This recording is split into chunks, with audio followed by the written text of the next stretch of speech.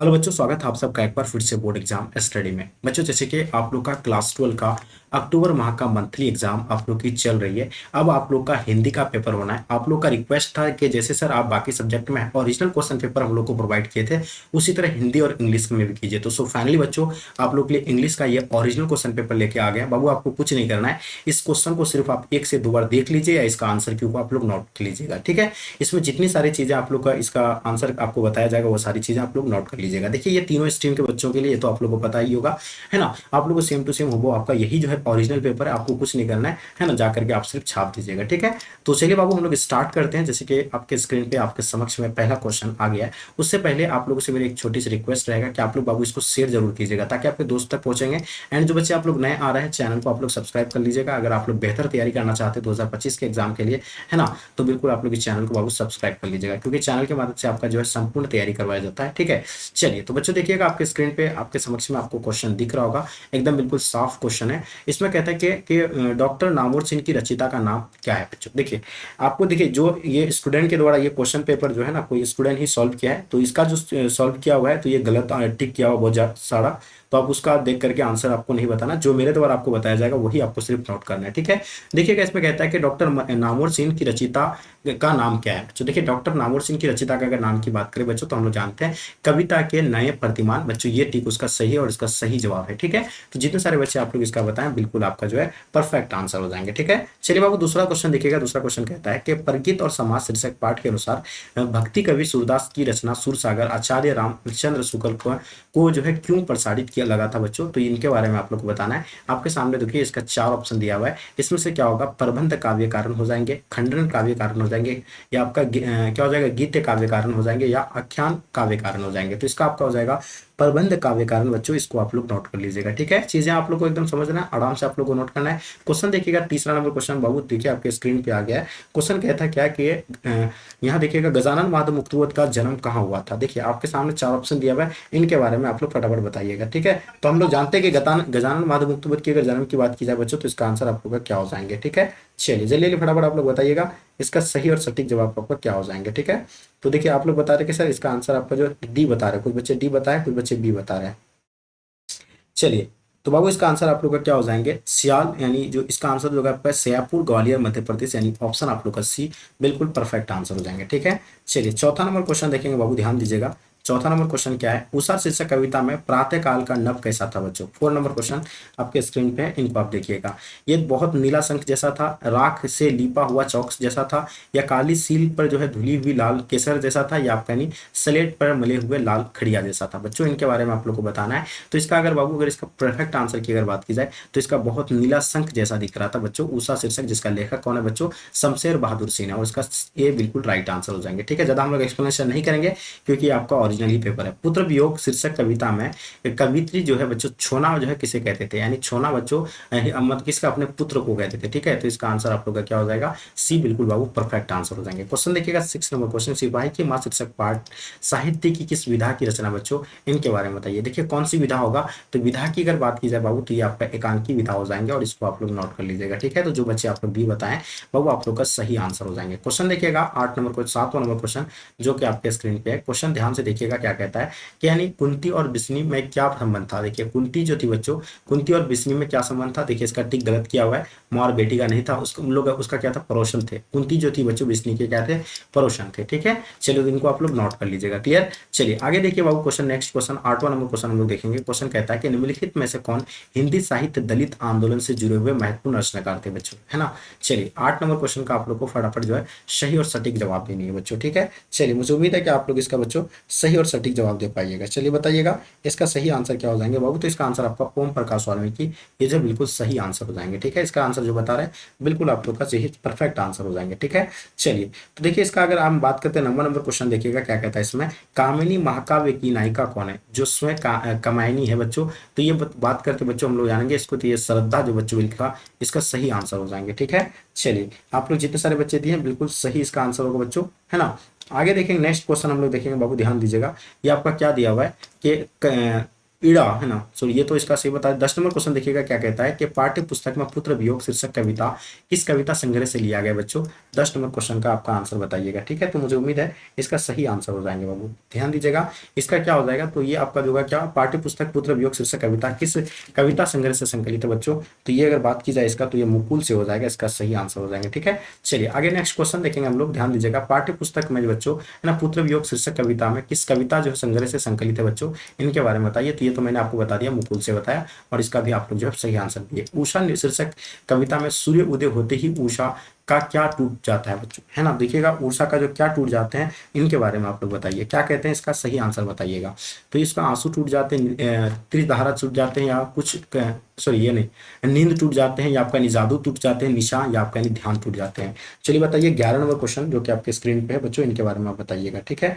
तो देखिए कुछ बच्चे बोल रहे हैं कि सर इसका आंसर होगा जादू टूट जाते हैं, इसका सही आंसर हो जाएंगे, ठीक है। चलिए अब नेक्स्ट क्वेश्चन देखेंगे हम लोग, देखेंगे 12 नंबर क्वेश्चन। नामवर सिंह के अनुसार रोमांटिक प्रतियोगात्मक के मूल में जो व्यक्तिगत है, वहाँ किसके बच्चों व्यक्ति अपने जो है सामाजिकता प्रमाणित करता है, इनके बारे में बताइए 12 नंबर क्वेश्चन का, ठीक है। तो इसका सही जवाब आपका बहुत क्या हो जाएंगे, ठीक है। चलिए तो अगर इसका अगर राइट आंसर की अगर बात की जाए बच्चों, तो ये होगा समाज का हो जाएंगे, क्या हो जाएगा आपका, यानी समाज हो जाएगा बच्चों, इसका समाज के, यानी ऑप्शन आप लोग का सी बच्चों बिल्कुल परफेक्ट आंसर हो जाएंगे। जो बच्चे आप लोग समाज बता रहे बाबू, आपका आंसर क्या हो जाएगा, बिल्कुल सही आंसर होगा, ठीक है। नेक्स्ट क्वेश्चन हम लोग देखेंगे बाबू, ध्यान दीजिएगा। क्वेश्चन नंबर 12 देखेंगे, तो ये तो मैंने बता दिया आपको। क्वेश्चन नंबर 13 देखिएगा, इसमें क्या कहता है ना। देखिए धांगड़ शब्द का क्या अर्थ होता है ना। धांगड़ शब्द का बच्चों हम लोग जानते हैं, धांगड़ शब्द का जो अर्थ होता है भाड़े के मजदूर होते हैं ना, क्या होते हैं, भाड़े के मजदूर होते हैं, इसका सही जवाब हो जाएंगे, ठीक है। चलिए जो भी बच्चे आप लोग आंसर दे रहे हैं, इसका सही जवाब है आप लोग का। इसको थोड़ा सा और जूम कर लेते हैं ताकि आपको और अच्छे से दिखेंगे, ठीक है। तो ये मैंने बताया धांगड़ शब्द का अर्थ क्या होता है,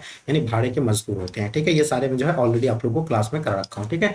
तो आप लोग जानते होंगे राजा जो है नान्य देव किस राजवंश के प्रथम राजा थे बच्चों, जल्दी बताइएगा। तो इनके बारे में 14 नंबर क्वेश्चन का आप लोग क्या कहते हैं, इसका सही और सटीक जवाब आपका क्या हो जाएंगे, ठीक है। चलिए तो इसका आंसर आप लोग का बिल्कुल सही जवाब आ रहा है, यानी कर्नाट राजवंश, यानी ऑप्शन आप लोग का बच्चों बी बिल्कुल सही आंसर हो जाएंगे, ठीक है।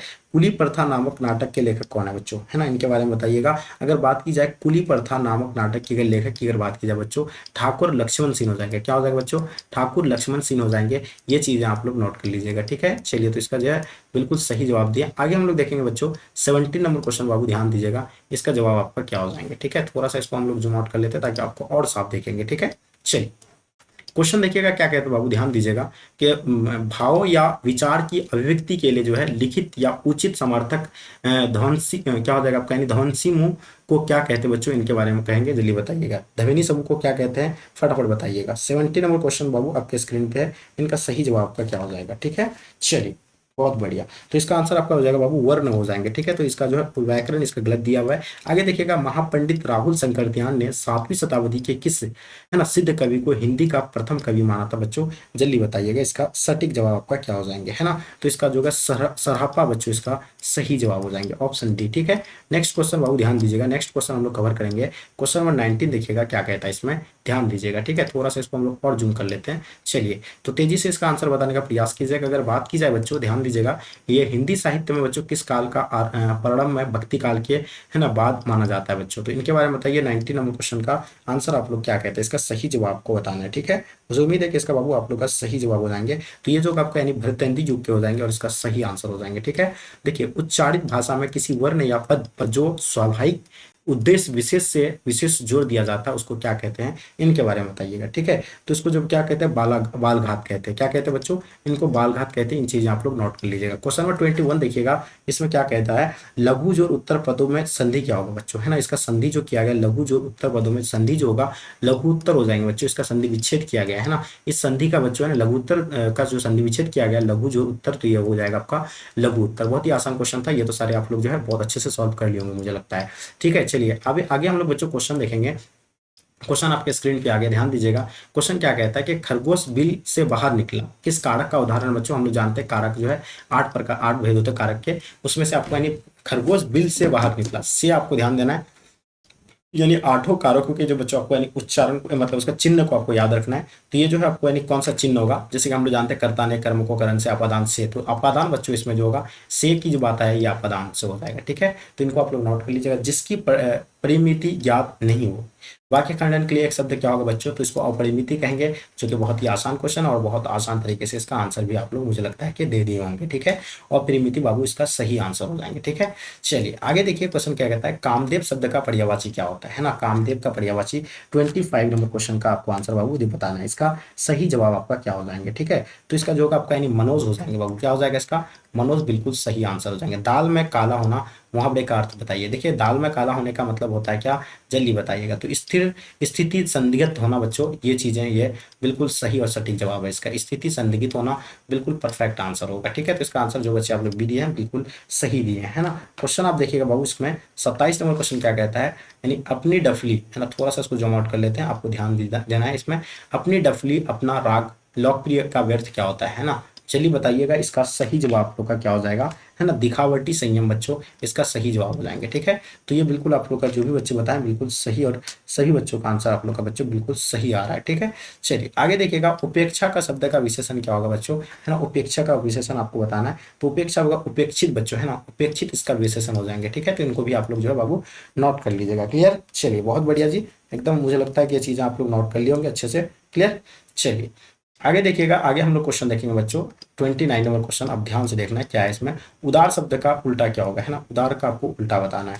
चलिए उदार का उल्टा आप लोग का क्या हो जाएंगे, तो उदार का उल्टा बच्चों आपका क्या हो जाएगा, कृपण हो जाएंगे। क्या हो जाएगा बाबू, तो इसको आप नोट कर लीजिएगा, कृपण हो जाएंगे। चलिए लास्ट क्वेश्चन आपके स्क्रीन पर बाबू 30 नंबर क्वेश्चन, अंश शब्द का अर्थ क्या होता है, यानी अंश मतलब बच्चों क्या होता है, कंधा होता है, क्या हो जाएंगे। तो इसका सही जवाब आप लोग का क्या हो जाएंगे बाबू, ध्यान दीजिएगा, इसका जवाब आप लोग का जो है बिल्कुल सही जवाब कंधा हो जाएंगे। तो बच्चों ये मैंने आपको 30 क्वेश्चन जो कि ओरिजिनल क्वेश्चन पेपर था इसका जो है सॉल्व करवाया, तो मुझे लगता है कि आप लोग इसको अच्छे से बाबू सॉल्व कर लिए होंगे। था ये था ओरिजिनल पेपर था। तो आप लोग बाबू जो भी बच्चे आप लोग नए आए हैं, चैनल को आप लोग पहले सब्सक्राइब कर लीजिएगा, एंड साथ साथ अपने अपने फ्रेंड्स के ग्रुप वगैरह जहाँ भी हर जगह आप लोग शेयर कर देंगे, ताकि इससे आपके दोस्तों को भी जो है हेल्प हो पाएंगे। तो मुझे उम्मीद है ये क्लास आप लोग को पसंद आया बाबू, तो आप लोग प्लीज जम करके शेयर कर देंगे अपने दोस्तों के साथ। चलिए फिर हम लोग नेक्स्ट क्लास में मिलते हैं, जब तक के लिए जय हिंद, जय भारत।